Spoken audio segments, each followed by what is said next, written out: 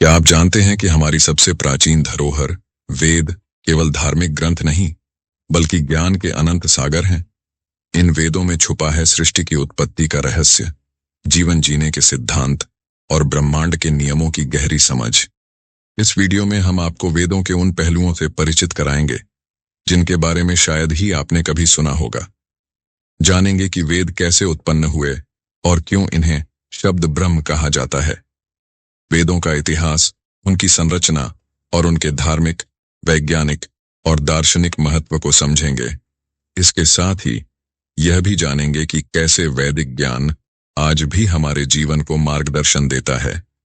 तो बने रहिए हमारे साथ, क्योंकि यह प्रस्तुति न केवल वेदों के रहस्यों को उजागर करेगी बल्कि आपके भीतर छुपे आध्यात्मिक ज्ञान को भी जागृत करेगी। सनातन धर्म के आधार स्तंभ वेद है। वेदों को अपौरुषेय कहा गया है, जिसका अर्थ है कि ये मानव निर्मित नहीं बल्कि दिव्य चेतना से प्रकट हुए हैं।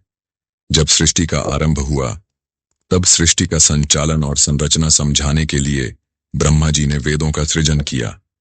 कहा जाता है कि जब ब्रह्मा ने ध्यान में प्रवेश किया तब उनके मन में 4 दिशाओं से दिव्य ध्वनियाएं गूंज उठीं।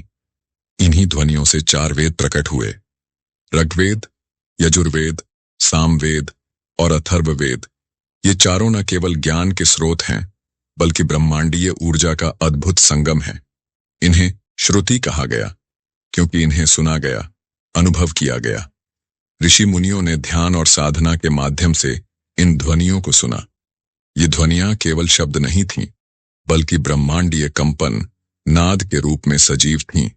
इन नादों को शब्द ब्रह्म कहा गया क्योंकि यह माना जाता है कि ब्रह्मांड का मूल इन्हीं ध्वनियों में है। ऋषि मुनियों की साधना इतनी गहन थी कि वे इन दिव्य ध्वनियों को सुनने में सक्षम हुए। इन ध्वनियों के साथ जो मंत्र और सूक्त प्रकट हुए उन्हें उन्होंने याद किया और अपने शिष्यों को मौखिक परंपरा में सौंप दिया।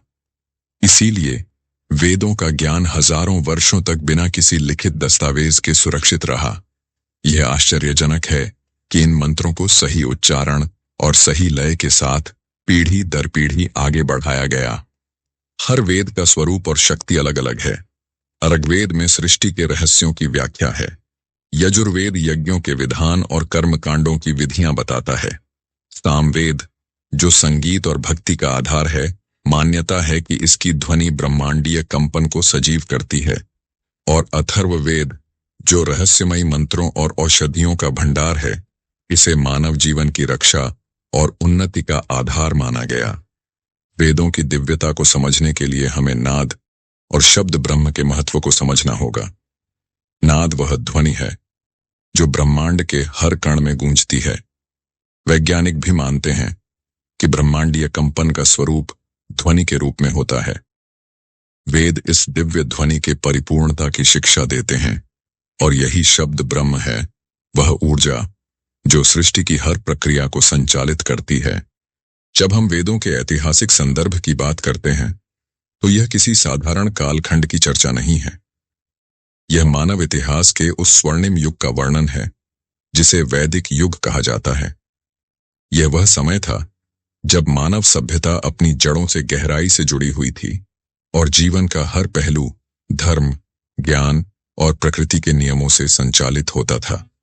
वैदिक युग का आरंभ सृष्टि की अनादि धारा से जुड़ा है और इसकी प्राचीनता को किसी एक समय सीमा में बांध पाना लगभग असंभव है। वेदों को सनातन कहा गया है, जिसका अर्थ है कि यह अनादि और अनंत है। विद्वानों ने वैदिक युग का समय लगभग 1500 ईसा पूर्व से भी पुराना माना है, लेकिन वेद स्वयं कालातीत हैं। इनका ज्ञान ब्रह्मांड की सृष्टि के साथ ही प्रकट हुआ। यह वह समय था जब मनुष्य प्रकृति की शक्तियों के साथ तालमेल बिठाकर जीवन जीता था। ऋषि मुनियों की साधना और उनके गहन चिंतन ने इस ज्ञान को संरक्षित किया। मंत्र दृष्टा ऋषियों का योगदान यहाँ सबसे महत्वपूर्ण है। ये ऋषि वेदों के दृष्टा थे, मतलब वेदों के मंत्रों के अनुभवकर्ता। इन ऋषियों ने गहन ध्यान और साधना के माध्यम से ब्रह्मांडीय ध्वनियों को सुना और उन्हें मंत्रों के रूप में व्यक्त किया। जैसे ऋग्वेद के प्रसिद्ध मंत्र गायत्री को महर्षि विश्वामित्र ने प्रकट किया। सामवेद के संगीतमय सूक्त ऋषि वामदेव की देन है। अथर्ववेद के गूढ़ रहस्यों को ऋषि अथर्वा ने प्रकट किया। यह एक ऐसी परंपरा थी जहां ज्ञान को व्यक्तिगत उपलब्धि नहीं बल्कि सृष्टि का साझा खजाना माना गया। वैदिक युग में यज्ञों का विशेष स्थान था। यज्ञ केवल धार्मिक अनुष्ठान नहीं थे, ये ब्रह्मांडीय ऊर्जा को संतुलित करने का माध्यम थे। अग्नि, जो यज्ञ का केंद्र थी, उसे देवताओं तक हमारी प्रार्थनाओं और आहुति पहुंचाने वाला माध्यम माना जाता था। यज्ञ केवल आध्यात्मिक नहीं बल्कि वैज्ञानिक दृष्टिकोण से भी महत्वपूर्ण थे। जैसे पर्यावरण को शुद्ध करने के लिए, वर्षा को आकर्षित करने के लिए और सामुदायिक एकता के लिए यज्ञों का आयोजन किया जाता था। वेदों ने समाज को एक संरचना प्रदान की। वैदिक समाज 4 वर्णों में विभाजित था: ब्राह्मण, क्षत्रिय, वैश्य और शूद्र। यह विभाजन कार्य आधारित था और इसका उद्देश्य समाज की समग्र उन्नति था। धर्म, अर्थ, काम और मोक्ष, इन 4 पुरुषार्थों के सिद्धांत पर वैदिक जीवन आधारित था। हर व्यक्ति को अपने कर्मों के माध्यम से धर्म का पालन करते हुए मोक्ष की ओर बढ़ने का मार्ग दिखाया गया। सामाजिक और धार्मिक संरचना में वेदों की भूमिका अकल्पनीय है। यह वेद ही थे जिन्होंने हमें प्रकृति से प्रेम करना सिखाया। सूर्य को सविता, वायु को प्राण और पृथ्वी को माता कहकर सम्मान देना वैदिक समाज का मूल था। धार्मिक जीवन में मंत्रों, यज्ञों और साधना का स्थान प्रमुख था, जो न केवल आध्यात्मिक उन्नति का माध्यम थे बल्कि सामुदायिक एकता और सामाजिक समरसता का आधार भी थे। वेदों की संरचना एक अद्भुत और जटिल ज्ञान का संकलन है जो हमें सृष्टि के गूढ़ रहस्यों, धर्म और जीवन के उद्देश्य को समझने का मार्ग दिखाती है। वेद 4 मुख्य भागों में विभाजित हैं: ऋग्वेद, यजुर्वेद, सामवेद और अथर्ववेद। इन चारों वेदों की संरचना इस प्रकार की गई है कि ये ब्रह्मांडीय ज्ञान का अलग अलग पहलू प्रस्तुत करते हैं। आइए इन चारों वेदों और उनकी संरचना को विस्तार से समझते हैं। ऋग्वेद सबसे प्राचीन और मौलिक वेद है। इसमें 10 मंडल और लगभग 1028 सूक्त हैं। यह वेद देवताओं की स्तुति, सृष्टि की उत्पत्ति और ब्रह्मांडीय रहस्यों का गान है। ऋग्वेद के मंत्र मुख्य रूप से देवताओं की स्तुति करते हैं, जैसे अग्नि, इंद्र, वरुण और सोम। इन मंत्रों में प्रकृति और उसके तत्वों के प्रति आभार व्यक्त किया गया है। ऋग्वेद का ज्ञान हमें यह सिखाता है कि जीवन में ज्ञान और कृतज्ञता का कितना महत्व है। यजुर्वेद यज्ञों की विधि और कर्मकांडों का वेद है। इसमें 40 अध्याय और 2 मुख्य भाग हैं: कृष्ण यजुर्वेद और शुक्ल यजुर्वेद। यह वेद यज्ञ के नियम, मंत्रों के उच्चारण और यज्ञ के दौरान उपयोग की जाने वाली विधियों का विस्तृत वर्णन करता है। यजुर्वेद का मुख्य उद्देश्य है कर्म के माध्यम से देवताओं की आराधना करना और जीवन को संतुलित रखना। यह वेद हमें यह सिखाता है कि कर्म ही धर्म का आधार है। सामवेद को भक्ति और संगीत का आधार माना जाता है। यह वेद 1875 मंत्रों का संग्रह है, जिनमें से अधिकांश ऋग्वेद के ही हैं, लेकिन उन्हें संगीतमय रूप दिया गया है। सामवेद के मंत्रों को गाया जाता है और यह माना जाता है कि इन मंत्रों की ध्वनि ब्रह्मांडीय ऊर्जा को सक्रिय करती है। सामवेद का महत्व यज्ञों और भक्ति में सबसे अधिक है। यह वेद हमें यह सिखाता है कि संगीत और भक्ति के माध्यम से आत्मा को परमात्मा से जोड़ा जा सकता है। अथर्ववेद को रहस्यमय और औषधीय ज्ञान का वेद कहा जाता है। इसमें लगभग 760 सूक्त हैं, जो चिकित्सा, तंत्र मंत्र और प्राकृतिक शक्तियों के उपयोग का ज्ञान प्रदान करते हैं। अथर्ववेद में मनुष्य के शारीरिक और मानसिक स्वास्थ्य के लिए आवश्यक विधियां, औषधियां और उपचार के उपाय दिए गए हैं। यह वेद हमें यह सिखाता है कि जीवन की हर समस्या का समाधान प्रकृति में निहित है। वेदों की संरचना केवल 4 वेदों तक सीमित नहीं है। प्रत्येक वेद को 4 भागों में विभाजित किया गया है: संहिताएं, ब्राह्मण, आरण्यक और उपनिषद।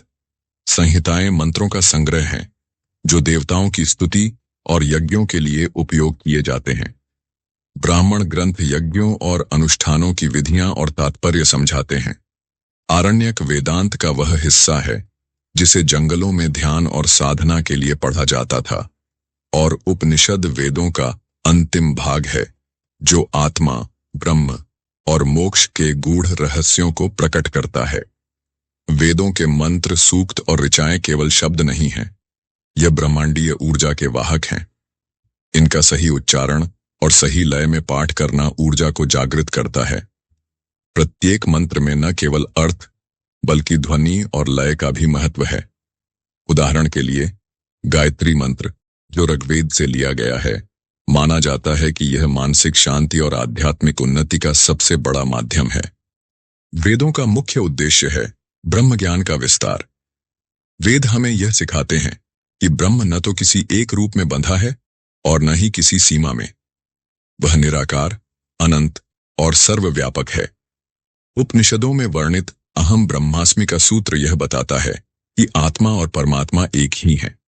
वेदों के मंत्र और शिक्षाएं आत्मा के गूढ़ रहस्यों को समझने और परम सत्य तक पहुंचने का मार्ग प्रशस्त करते हैं। यह हमें सिखाते हैं कि आत्मा अजर, अमर और अनादि है, जो केवल शरीर बदलती है लेकिन कभी नष्ट नहीं होती।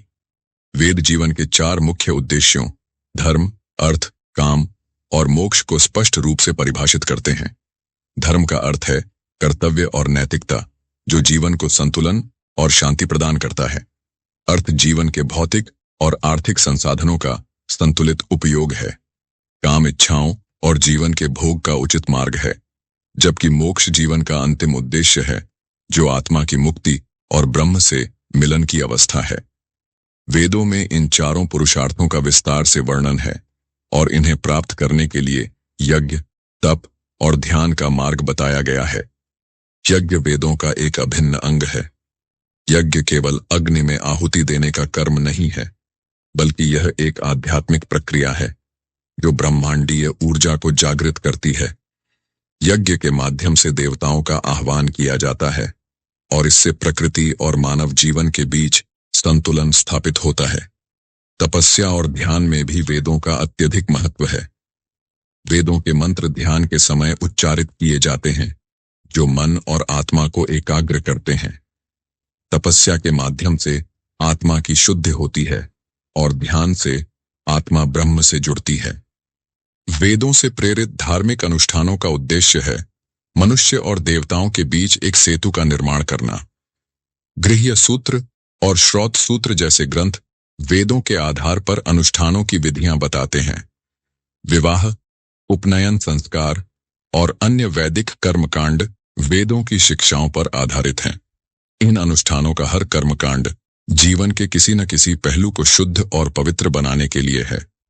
वेदों में वर्णित गायत्री मंत्र, सूर्योपासना और पंच महायज्ञ जैसे अनुष्ठान यह दर्शाते हैं कि मनुष्य का कर्तव्य न केवल अपने जीवन को पवित्र बनाना है, बल्कि पूरे समाज और प्रकृति के प्रति आभार व्यक्त करना भी है।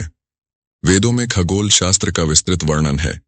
ऋग्वेद के अनेक मंत्रों में सूर्य, चंद्रमा, ग्रहों और नक्षत्रों का उल्लेख मिलता है।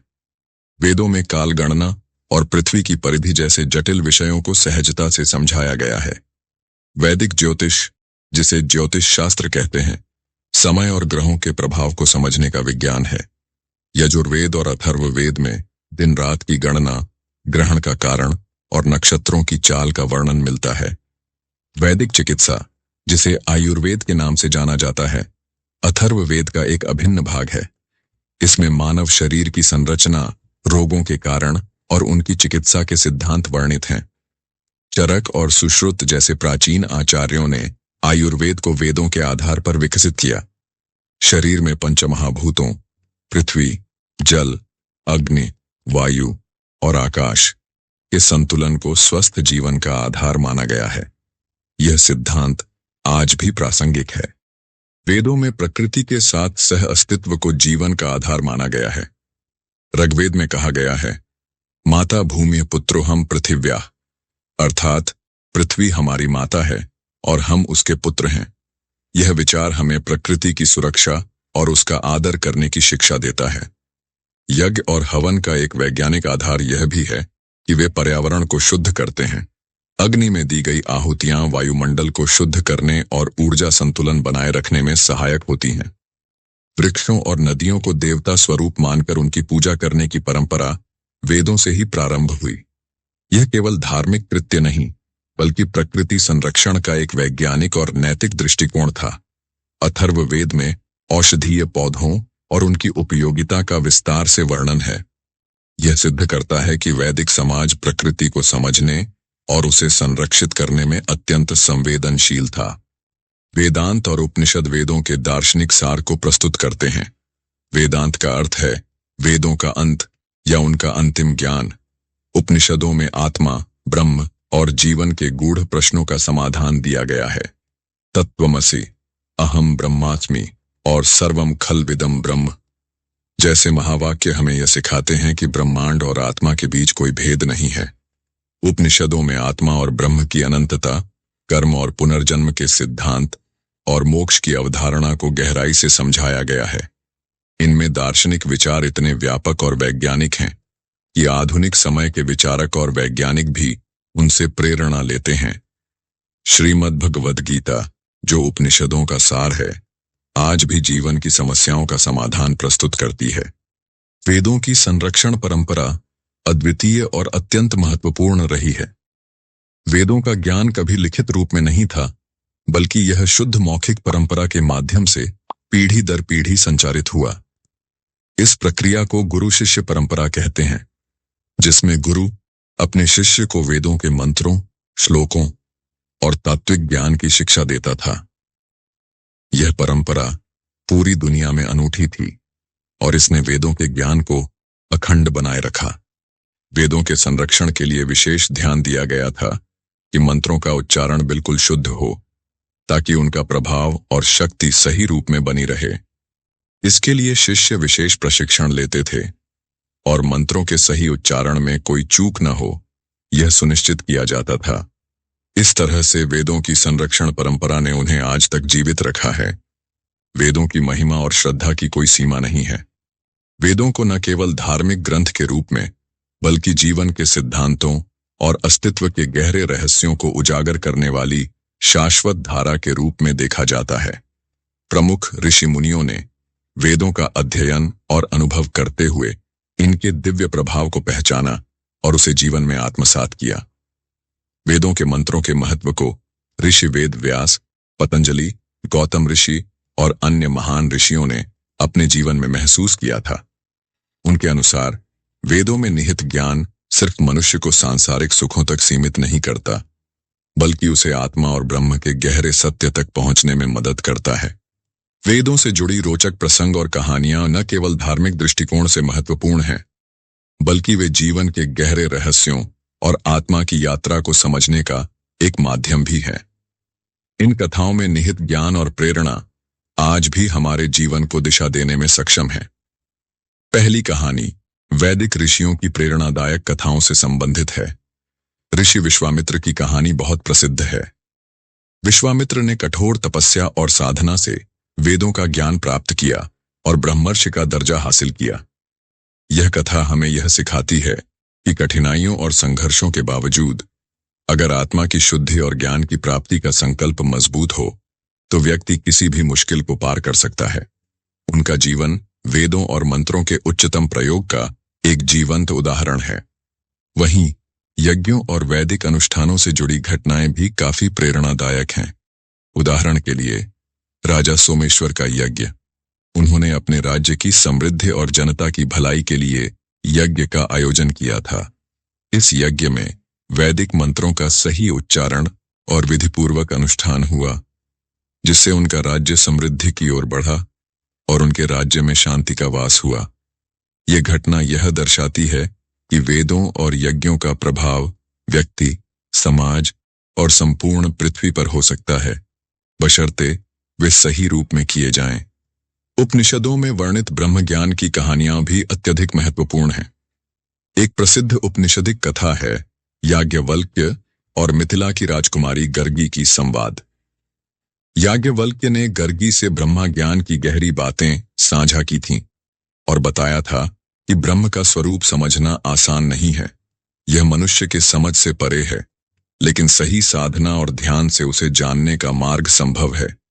यह कथा हमें यह सिखाती है कि ब्रह्म का ज्ञान केवल विचार और भटकाव से नहीं, बल्कि अनुभव और साधना से प्राप्त किया जा सकता है। तो दोस्तों, आज हमने वेदों की प्रासंगिकता और उनके अद्भुत ज्ञान पर चर्चा की। यह ज्ञान न केवल हमारे जीवन को सही दिशा देता है, बल्कि हमारी आत्मा को भी शांति और आनंद से भर देता है। अगर आपको यह वीडियो पसंद आया हो और आपने इससे कुछ नया सीखा हो, तो इसे लाइक करना न भूलें। और हाँ, इस ज्ञान को दूसरों तक पहुंचाने में हमारी मदद करें। वीडियो को अपने दोस्तों और परिवार के साथ जरूर शेयर करें, ताकि वे भी इस अद्भुत ज्ञान का लाभ उठा सकें। अगर आप हमारे साथ इस आध्यात्मिक यात्रा पर जुड़े रहना चाहते हैं और ऐसे ही और भी प्रेरणादायक और ज्ञानवर्धक वीडियो देखना चाहते हैं, तो हमारे चैनल स्पिरिचुअल साधना को सब्सक्राइब करें। सब्सक्राइब करने के बाद बेल आइकन को दबाना न भूलें, ताकि आपको हमारे नए वीडियो की नोटिफिकेशन सबसे पहले मिले। आपके सहयोग और प्यार के बिना यह संभव नहीं है, इसलिए हमारे साथ बने रहें और अपनी राय और सुझाव कमेंट में जरूर साझा करें। धन्यवाद और नमस्ते।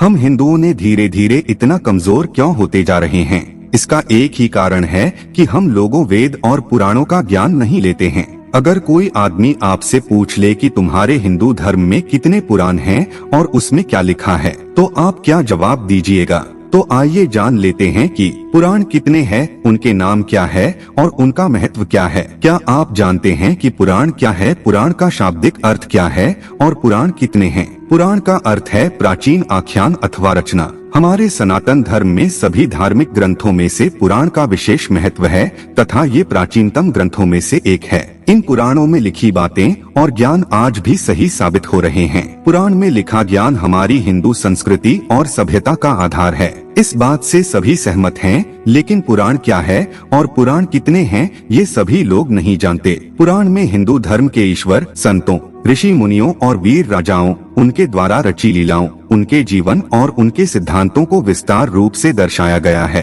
पुराण संस्कृत भाषा में लिखे गए, जिन्हें बाद में हिंदी और अंग्रेजी में अनुवादित किया गया, ताकि आम जनता पुराणों को पढ़ पाए, समझ पाए और जीवन में अपना पाए। पुराण कितने हैं और उनका नाम क्या है और उनमें क्या क्या बताया गया है? नमस्कार मित्रों, आप हमारे चैनल से जुड़े रहना चाहते हैं तो आप हमारे चैनल को सब्सक्राइब अवश्य कर लीजिएगा। पुराण क्या है आपने समझ लिया, लेकिन क्या आप जानते हैं पुराण कितने हैं? आपके सवाल का जवाब है, हिंदू धर्म में कुल 18 पुराण है, जिनके नाम है ब्रह्मा पुराण, पद्म पुराण, विष्णु पुराण, वायु पुराण, भागवत पुराण, नारद पुराण, मार्कंडेय पुराण, अग्नि पुराण, भविष्य पुराण, ब्रह्मा वैवर्त पुराण, लिंग पुराण, वाराह पुराण, स्कंद पुराण, वामन पुराण, कूर्म पुराण, मत्स्य पुराण, गरुड़ पुराण, ब्रह्मांड पुराण। इन सभी पुराणों में देवी देवताओं पर आधारित कई गाथाएं कही गई हैं, जिसमें पाप, पुण्य और धर्म अधर्म के युद्ध के बारे में भी बताया गया है। कुछ पुराणों में इस खूबसूरत सृष्टि की रचना से लेकर उसके अंत तक का विवरण है। पुराण में व्यक्ति के जन्म से लेकर उसकी मृत्यु के बाद स्वर्ग या नरक तक की यात्रा का भी विवरण है। शास्त्रों के अनुसार ब्रह्मा देव ने अपने पुत्र मारीच को कहा था, जो व्यक्ति अपने जीवन काल में इन 18 पुराणों के नाम और उसकी लिखित गाथा की विषय सूची का श्रवण या पाठ करता है, वह इन सभी 18 पुराणों से मिलने वाले पुण्य को पा लेता है। नंबर 1 पर आता है ब्रह्मा पुराण। क्या आप जानते हैं ब्रह्मा पुराण क्या है? ब्रह्मा पुराण के रचिता कौन है?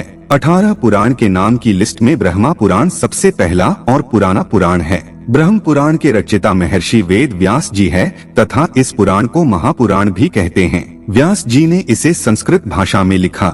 महर्षि व्यास जी ने ब्रह्मा पुराण के 10,000 श्लोकों में कई महत्वपूर्ण बातों और कथाओं के बारे में बताया है, जैसे सृष्टि का जन्म कैसे हुआ, धरती पर जल की उत्पत्ति कैसे हुई, ब्रह्मा जी और देव दानवों का जन्म कैसे हुआ, सूर्य और चंद्र के वंशज कौन थे, श्री राम और कृष्ण की अवतार गाथा, ब्रह्मा पूजन विधि, माँ पार्वती और शिव जी के विवाह, विष्णु जी की पूजन विधि, श्राद्ध, भारतवर्ष आदि के बारे में विस्तार से बताया गया है। इसमें अनेक तीर्थों के बारे में सुंदर और भक्तिमय आख्यान भी दिए गए हैं। साथ ही इस पुराण में कलयुग का भी विवरण दिया गया है। ब्रह्मा देव को आदि देव भी कहते हैं, इसलिए इस पुराण को आदि पुराण के नाम से भी जाना जाता है। नंबर 2 पर आता है पद्म पुराण। क्या आप जानते हैं कि पद्म पुराण, पद्मा पुराना क्या है और इसके रचिता कौन हैं? पद्म का अर्थ है कमल का फूल। इसकी रचना भी महर्षि वेद व्यास जी ने संस्कृत भाषा में की तथा इसमें 55,000 श्लोक है। इस पुराण में बताया गया है कि ब्रह्मदेव श्री नारायण जी के नाभि कमल से उत्पन्न हुए थे और उन्होंने सृष्टि की रचना की। इस पुराण के 5 खंडों में सृष्टि खंड, भूमि खंड, स्वर्ग खंड, पाताल खंड और उत्तर खंड में भगवान विष्णु की महिमा, श्री कृष्ण और श्री राम की लीलाओं, पवित्र तीर्थों की महानता, तुलसी महिमा, विभिन्न व्रतों के बारे में सुंदर और अद्भुत विवरण दिया गया है। नंबर 3 पर है विष्णु पुराण। क्या आपको पता है विष्णु पुराण क्या है और इसके रचिता कौन है? विष्णु पुराण एक पवित्र पुराण है जिसमें 23,000 श्लोकों के द्वारा भगवान विष्णु जी की महिमा का अद्भुत विवरण किया गया है। विष्णु पुराण के रचिता पराशर ऋषि हैं। उन्होंने ये पुराण संस्कृत भाषा में लिखा। इस पुराण में देवी देवताओं की उत्पत्ति, भक्त प्रहलाद की कथा, समुद्र मंथन, राज ऋषियों और देव ऋषियों के चरित्र के बारे में तार्किक ढंग से बताया गया है। साथ ही इसमें कृष्ण और राम कथा का भी उल्लेख है। इसके अलावा इसमें ब्रह्मांड की उत्पत्ति, ग्रह नक्षत्र, पृथ्वी, ज्योतिष, आश्रम व्यवस्था, वर्ण व्यवस्था, गृहस्थ धर्म, वेद की शाखाओं, श्राद्ध विधि, विष्णु जी और लक्ष्मी माँ की महिमा आदि का भी वर्णन है। नंबर 4 पे है वायु पुराण। क्या आप जानते हैं वायु पुराण क्या है और वायु पुराण के रचिता कौन हैं? वायु पुराण को शैव पुराण भी कहते हैं तथा इसके रचिता है श्री वेद व्यास जी। 112 अध्याय, 2 खंडों और 11,000 श्लोकों वाले वायु पुराण में भूगोल, खगोल, युग, सृष्टिक्रम, तीर्थ, युग, श्राद्ध, पितरों, ऋषि वंश, राजवंश, संगीत शास्त्र, वेद शाखाओं, शिव भक्ति आदि का विस्तार पूर्वक विवरण दिया गया है। इसमें शिव जी की पूजन विधि और उनकी महिमा का विस्तृत वर्णन होने के कारण इसे शिव पुराण भी कहा जाता है। इस पुराण में भारत के बारे में भी लिखा गया है तथा नदी, पर्वतों, खंडों, द्वीपों और लंका के बारे में भी लिखा गया है। इसके अलावा इसमें वरुण वंश, चंद्र वंश आदि का भी सुंदर विवरण है। नंबर 5 पर है भागवत पुराण। क्या आपको पता है भागवत पुराण क्या है और भागवत पुराण के रचिता कौन है? भागवत पुराण हिंदू धर्म के 18 पुराणों में से 5वां पुराण है और इसे भागवत और श्रीमद् भागवतम के नाम से भी जाना जाता है। इसके रचिता है वेद व्यास जी और उन्होंने इस पुराण को संस्कृत में लिखा। भागवत पुराण में 12 स्कंध और 18,000 श्लोक हैं। कहते हैं ये पुराण आत्मा की मुक्ति का मार्ग बताता है। इस पुराण का मुख्य बिंदु प्रेम और भाव भक्ति है। इसमें श्री कृष्ण को भगवान के रूप में बताया गया है और उनके जन्म, प्रेम और लीलाओं का विस्तार पूर्वक विवरण दिया गया है। इसमें पांडवों और कौरवों के बीच हो रहे महाभारत युद्ध और उसमें कृष्ण की भूमिका के बारे में भी बताया गया है। साथ ही श्री कृष्ण ने कैसे देह त्यागा और कैसे द्वारिका नगरी जलमग्न हुई और कैसे समस्त यदुवंशियों का नाश हुआ ये भी बताया गया है। नंबर 6 पर है नारद पुराण। क्या आपको इस बात की जानकारी है कि नारद पुराण क्या है और नारद पुराण के रचिता कौन हैं? नारद पुराण को नारदीय पुराण भी कहते हैं। ऐसा माना जाता है कि ये वैष्णव पुराण स्वयं नारद मुनि ने कही, जिसे महर्षि वेद व्यास जी ने संस्कृत भाषा में लिखा था। इस पुराण में शिक्षा, ज्योतिष, व्याकरण, गणित और ईश्वर की उपासना की विधि का विस्तार पूर्वक विवरण दिया गया है। इसमें 25,000 श्लोक हैं और इसके 2 भाग हैं। पहले भाग में ब्रह्मांड की उत्पत्ति और विनाश, मंत्रोच्चार, गणेश पूजा और अन्य पूजन विधियाँ, हवन और यज्ञ, महीनों में आने वाले व्रतों और विधियों के बारे में बताया गया है। दूसरे भाग में विष्णु जी के अवतारों से जुड़ी कथाओं का सुंदर विवरण है तथा इसमें कलयुग में होने वाले परिवर्तनों के बारे में भी बताया गया है। नंबर 7 पर है मार्कंडेय पुराण। क्या आपको पता है मार्कंडेय पुराण क्या है और मार्कंडेय पुराण के रचिता कौन हैं? मार्कंडेय पुराण 18 पुराणों में से 7वां पुराण है। इसमें 137 अध्याय और 9,000 श्लोक है तथा ये पुराण बाकी पुराणों से छोटा है। महर्षि मार्कंडेय द्वारा कहे जाने के कारण इसे मार्कंडेय पुराण कहते हैं। ऐसा कहा जाता है कि ये पुराण दुर्गा चरित्र के विवरण के लिए जाना जाता है। इस पुराण में ऋषि ने मानव कल्याण के लिए भौतिक, सामाजिक, आध्यात्मिक, नैतिक विषयों के बारे में बताया है। इस पुराण में पक्षियों के पूर्व जन्म और देव इंद्र द्वारा मिले श्राप के कारण हुए रूप विकार के बारे में भी बताया गया है। इसमें द्रौपदी पुत्रों की कथा, बालभद्र कथा, हरिश्चंद्र की कथा, बक और आदि पक्षियों के बीच हुआ युद्ध, सूर्य देव के जन्म आदि का भी उल्लेख है। नंबर 8 पर है अग्नि पुराण। अग्नि पुराण क्या है तथा अग्नि पुराण के रचिता कौन हैं? क्या आप जानते हैं? अग्नि पुराण 18 पुराणों में से 8वां पुराण है। इसके रचयिता वेद व्यास जी है और उन्होंने इसे संस्कृत भाषा में लिखा। अग्नि पुराण का नाम अग्नि पुराण इसलिए पड़ा क्योंकि इसे स्वयं अग्निदेव ने गुरु वशिष्ठ को सुनाया था। विस्तृत ज्ञान भंडार और विविधता के कारण इसका विशेष स्थान है। इस पुराण में त्रिदेवों अर्थात ब्रह्मा देव, विष्णु देव और शिव जी का वर्णन, सूर्य पूजन विधि का भी उल्लेख, महाभारत और रामायण का संक्षिप्त विवरण है। इसके साथ ही इसमें कूर्म और मत्स्य अवतार, दीक्षा विधि, सृष्टि का सृजन, वास्तुशास्त्र, पूजा मंत्रों आदि का सुंदर प्रतिपादन है। अग्नि पुराण में 383 अध्याय और 12,000 श्लोक है। इस पुराण को विष्णु भगवान का बायां चरण भी कहते हैं। ये पुराण आकार में सबसे छोटा है, फिर भी इसमें सभी विद्याओं का समावेश है। नंबर 9 पर है भविष्य पुराण। क्या आप जानते हैं कि भविष्य पुराण क्या है और इसके रचयिता कौन है? भविष्य पुराण 18 पुराणों में से 9वां पुराण है तथा इसकी रचना महर्षि वेद व्यास जी ने संस्कृत भाषा में की थी। भविष्य पुराण में 14,500 श्लोक हैं तथा इसमें धर्म, नीति, सदाचार, व्रत, दान, आयुर्वेद और ज्योतिष आदि का उल्लेख है। इसमें विक्रम बेताल के बारे में भी बताया गया है। जैसा कि नाम से ही प्रतीत होता है, इसमें कई भविष्यवाणियां की गई जो सही साबित हुई। इसमें पृथ्वीराज चौहान, हर्षवर्धन महाराज, शिवाजी महाराज जैसे वीर हिंदू राजाओं और मोहम्मद तुगलक, अलाउद्दीन, बाबर, तैमूरलंग, अकबर, रानी विक्टोरिया आदि के बारे में कहा गया है। इसकी शैली और विषय वस्तु के कारण ये पुराण बहुत महत्वपूर्ण प्रतीत होता है। इसमें सूर्य देव की पूजन विधि और महिमा का भी विवरण है। नंबर 10 पर है ब्रह्मा वैवर्त पुराण। क्या आप जानते हैं कि ब्रह्मा वैवर्त पुराण क्या है और ब्रह्मा वैवर्त पुराण के रचयिता कौन है? ब्रह्मा वैवर्त पुराण 18 पुराणों में 10वां पुराण है तथा इसके रचयिता है वेद व्यास जी और इसे उन्होंने संस्कृत भाषा में लिखा गया। इसमें 218 अध्याय और 18,000 श्लोक हैं। इसमें कई स्तोत्र और भक्तिपूर्ण आख्यान हैं। इस पुराण में यशोदानंदन को ही परब्रह्म माना गया है और ये भी माना गया है कि उनकी इच्छा अनुसार ही इस सृष्टि का निर्माण हुआ। ये भी बताया गया है कि कृष्ण से ही शिव जी, विष्णु जी, ब्रह्मा देव और समस्त प्रकृति का जन्म हुआ। इस पुराण में धरती पर जीवों की उत्पत्ति कैसे हुई और कैसे सृष्टि के निर्माता ब्रह्मा जी ने धरती। यह 1500 ईसा पूर्व से कुछ समय पहले की बात है।